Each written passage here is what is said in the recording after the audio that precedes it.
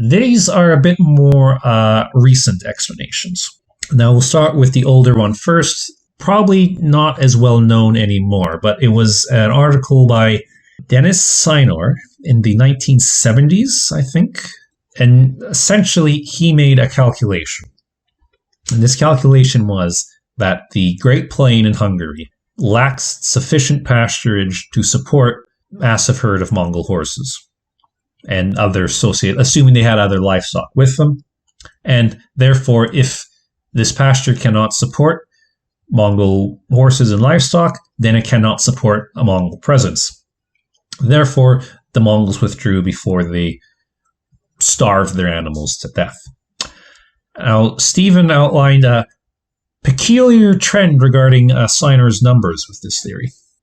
Yes, there's a strange discrepancy between the numbers of animals that Dennis Synor estimated the entire Hungarian Carpathian Basin, the Kingdom of Hungary, at the time in the Middle Ages. He estimated that it could hold 66,000, roughly, 68,000 horses in total.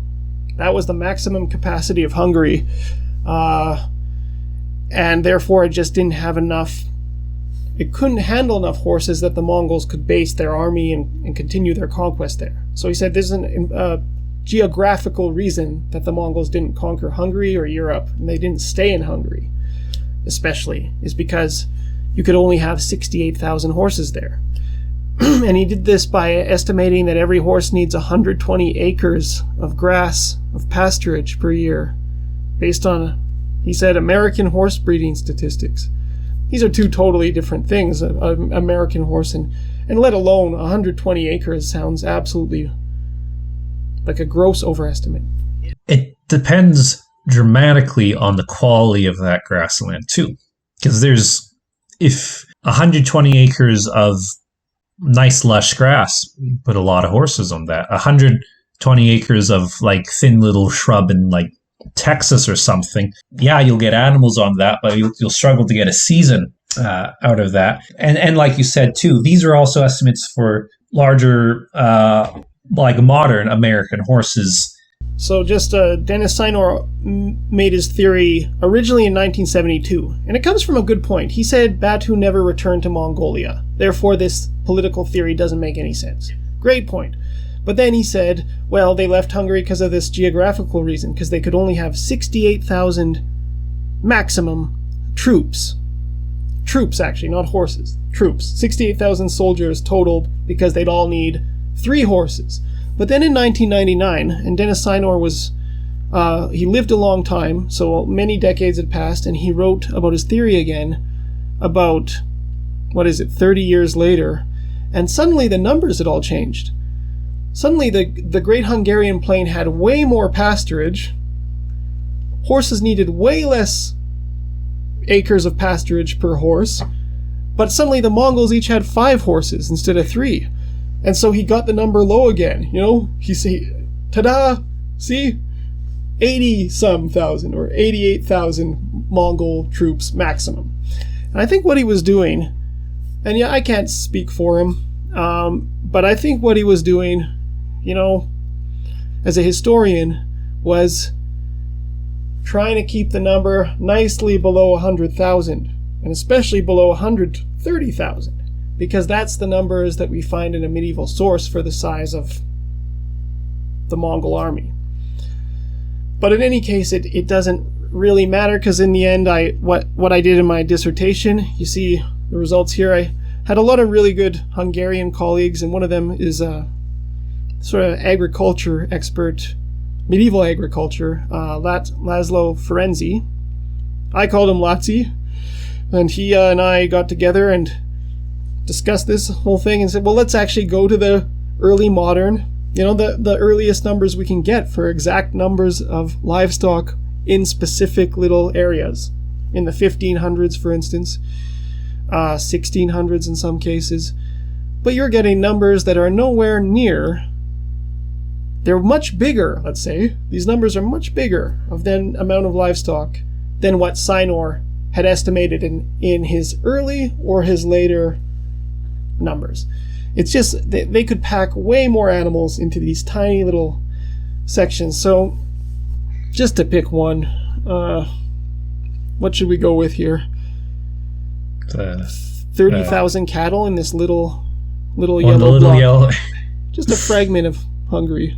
So this would be what, 400 years after the Mongol invasion. So get this, because this is 1600s, these numbers. Yeah, and what's important is that animal husbandry hadn't changed in Hungary. Really, there was no modernization in that gap. Mm-hmm. They were still in the 1800s. They were still raising animals, and lifestyles were very similar to the Middle Ages. Mm-hmm. The big changes in the Hungarian landscape and agriculture, these don't come along until later 1800s and especially the 1900s. Mm-hmm. Very traditional way of life in the country.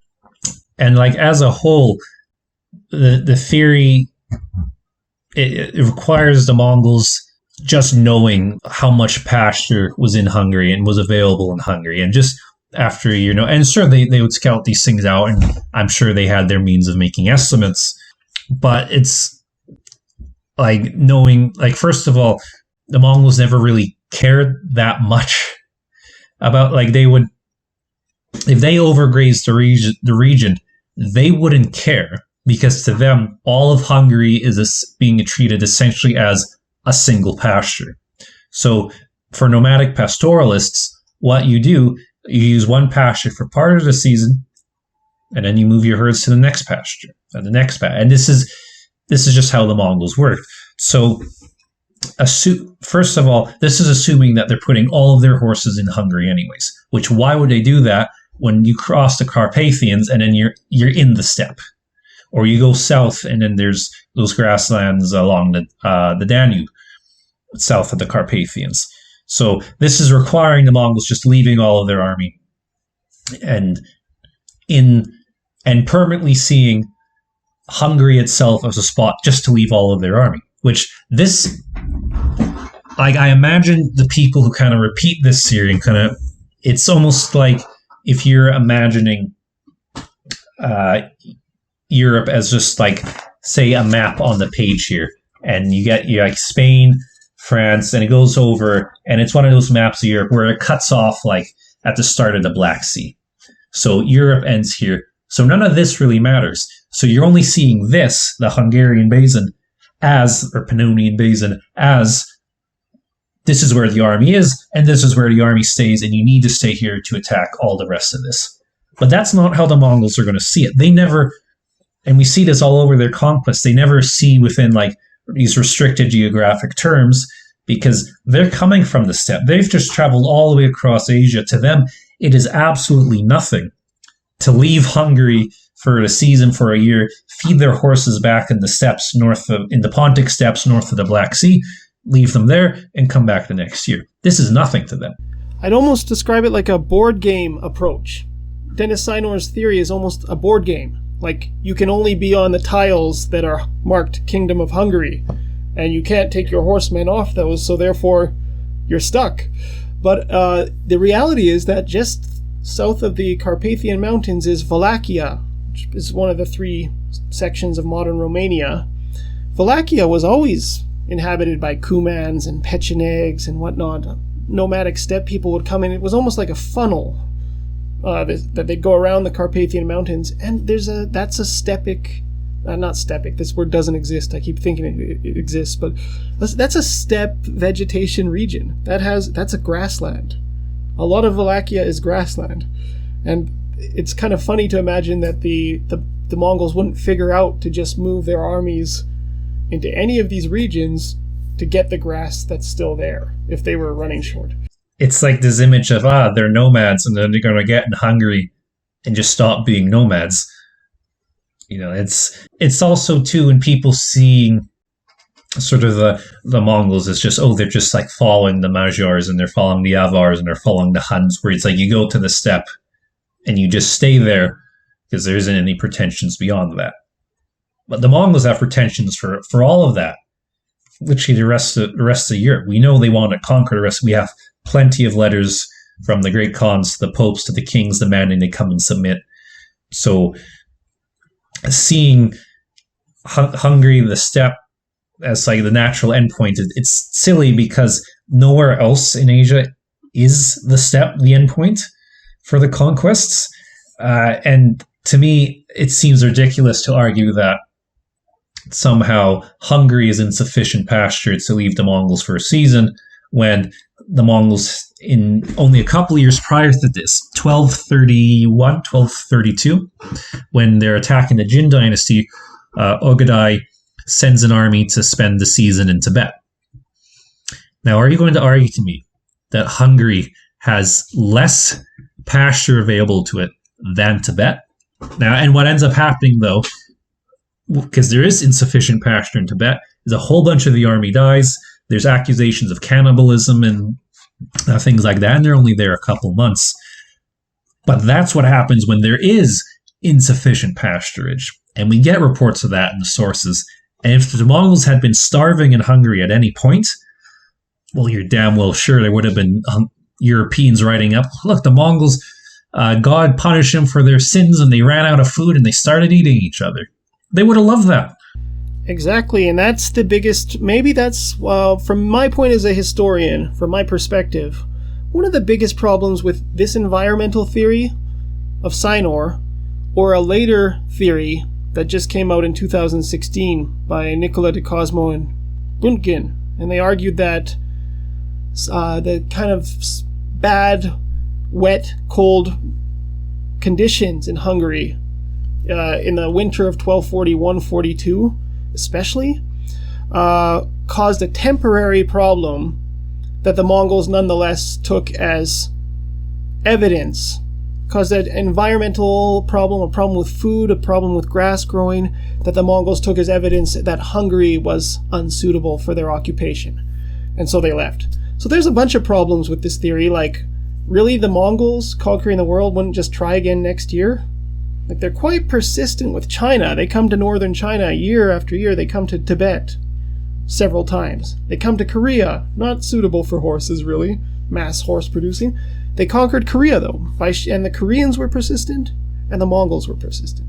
The southern Chinese, the Song dynasty, they fought back hard against the Mongols, and the Mongols just kept coming and pummeling their agriculture in Sichuan, which was the breadbasket of southern China, just mercilessly destroying everything they could, any attempts to set up an infrastructure there.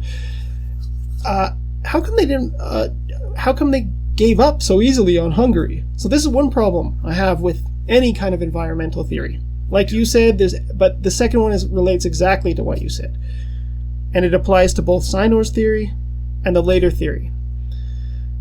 And it's, how come the medieval sources, especially the Europeans, don't speak about any kind of divine deliverance by God as revealed by what happened to the environment that made... How come there's no siege of Jerusalem by Sennacherib in the Old Testament where, a disease comes and wipes out the army of the Assyrians? And they say it's a deliverance. How come there's no deliverance? How come European authors argue the opposite? They say the ice froze over on the Danube River, the conditions favored the Mongols, and nothing, and it was very cold and brutally cold, and that's not good for the European war effort.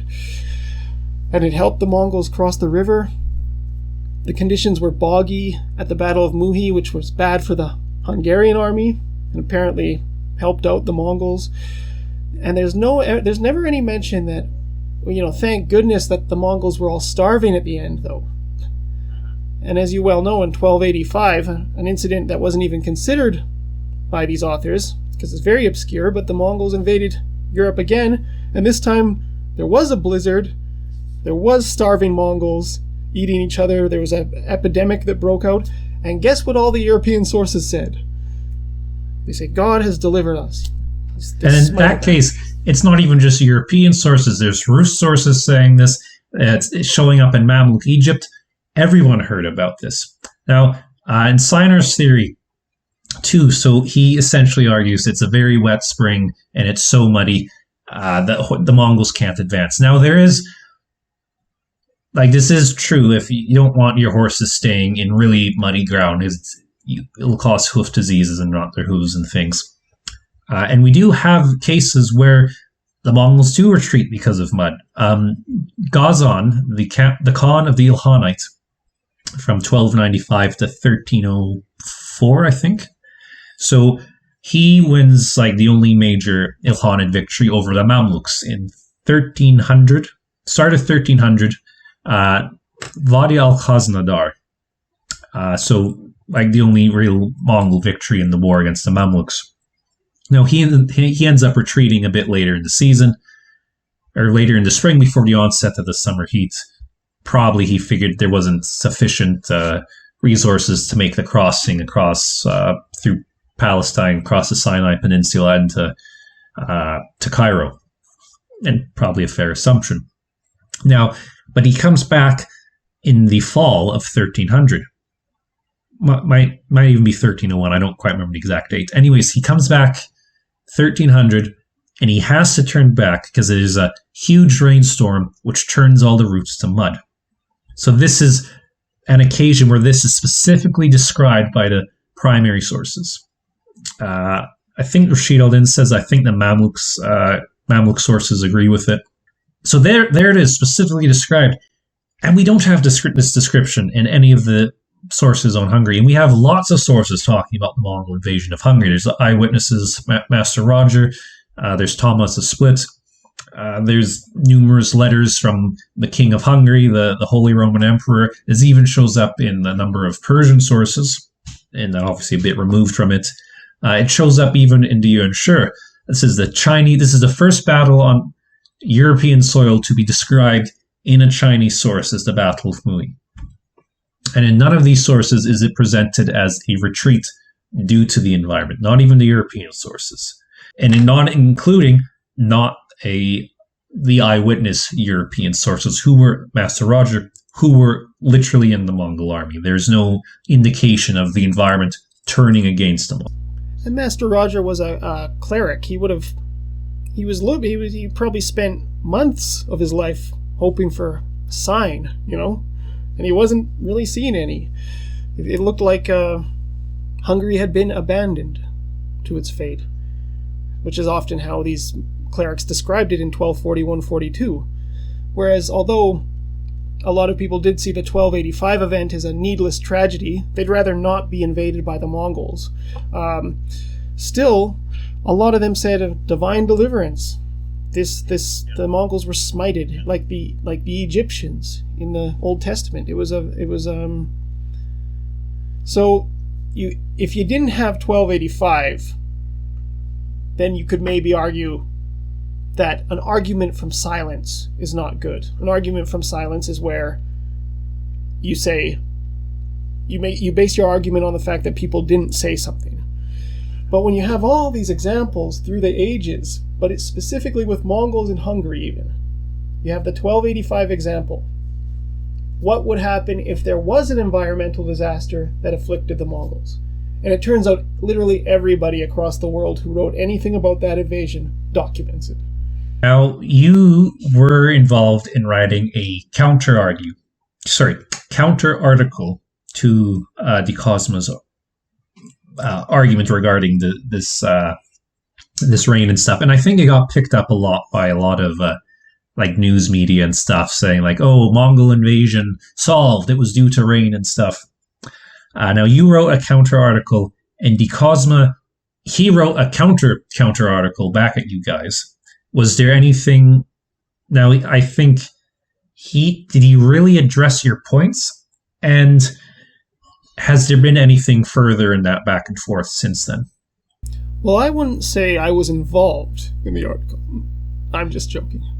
But what I realized from that experience is that maybe, we could have been more collegial. We could have been more polite, because there's a human dynamics at play in this academic world, especially, and it's not always that the truth alone triumphs or that the data will carry the day. There's also got to be, it's not just what you say, it's how you say it, it's who says it, etc. So that was a learning experience, but I thought, they just wanted to move on to other pastures, excuse the pun. Stepping up their game, as it were. Yeah, and it was just sort of a muddy situation. Really rained on your parade to really get caught up. We'd rained on their parade a bit, and yeah. And actually, sort of on that point, we are not trying to take shots at these scholars. These are all very skilled scholars. Nicola de Cosmo has done some very fascinating, great work, sort of highlighting a lot of these, what a lot of the climatic data says, and how it affected the Mongols, and especially his one about the dry conditions in late 12th century Mongolia, and sort of how this would have aggravated the warfare in the steppe. Leading to Chinggis Khan's unification of the Mongols in 1206. It's a great article, great evidence, and then he has the follow. And as part of that, he shows how Mongolia enters this extraordinary period of warm and wet weather at the start of the 13th century. Now, what he's doing there is showing it's not wet weather causes the Mongol expansion. This helps sort of consolidate Chinggis Khan's rule. And if you're part of the new Mongol Empire, it looks like after some harsh years of the late 12th century, early 13th century, much nicer conditions, it would appear as if heaven is sort of favoring Mongol rule. And this shows up a lot in the Chinese sources, and sort of what we've been talking about here is often this idea of heaven, the Almighty God, whatever, will portray favor for the ruling dynasty through favorable weather conditions. It's not an unusual thing, and usually good weather, sign of heaven's support, bad weather, a mandate of heaven is being rescinded. We just released a video on kings and generals on the fall of the Yuan dynasty, and how the Yuan and this paleoclimatic data shows that with the onset of the Little Ice Age in the 14th century, things went tail end up in China. There was annual earthquakes, locust, famine, plague, snowstorms, tsunami. You name it, it was affecting them. And if you're on the ground, it looks like the mandate of heaven's lost. The Mongols do not anymore have heaven's support for their rule. We're not saying they're wrong with these. With the data they took, it probably was a very wet spring in Hungary in 1242. We're not arguing that. What's being argued is that it affected the Mongols and caused them to withdraw, and that they saw this mud as sufficient. Now, maybe it made them think okay, this is not in favor of staying in Hungary, but it's not. Mud is not going to be the decide. And I don't think he actually even says they withdrew because of mud. He says it's sort of okay, it could have been a consideration, but I don't remember. The fundamental thing for me, like you, and for many people in Hungary as a response to that article around 2016-17, I wasn't the one who proposed it. There were a lot of people saying this doesn't work, and they were the experts on the medieval landscape in Hungary. This is their whole life and research is devoted to this. A lot of people were saying this doesn't work, but from my point of view, the biggest problem was the medieval sources. I mean, I just knew right away. I'm like, let's see what you got from medieval sources, because I guarantee you don't got nothing, because I know the sources. I know you're not going to be able to show anything here. And they were able to show a famine in Hungary. It's well, the Mongols caused famine in northern China. They caused famine in Armenia. They intentionally trigger famines. They trampled the crops in Armenia, for instance. If you prevent people from planting, that doesn't demonstrate that there was no grass in the country to feed the horses, or whatever the issue is. I just knew that to me it seems honestly like an easy out that can make everyone happy, in a way. In modern historiography, you can go, okay, the Mongols left because of bad weather or bad conditions. Everyone wins. Hungary was saved. The Mongols had to leave, but they leave with their banners high, and everyone, and it's just the environment. It's just how it is. Problem solved. Look no further. But it just does not. I don't think it's true. Is the problem, and if it's not true, it's not gonna be ultimately very useful to people to formulate ideas on the basis of something that's doesn't seem likely. It's this idea that the source material, the writings, the textual sources must always defer to the majestic, lofty, natural, scientific material, and anything you see there automatically has legitimacy, whereas these written sources, we can always doubt them and say, this guy had an agenda, that's why he wrote that, or it's been tampered with through the ages. And so there's always a suspicion of the historical writings, as opposed to this blind, or not blind, intense faith in the scientific data to reveal the truth about the past.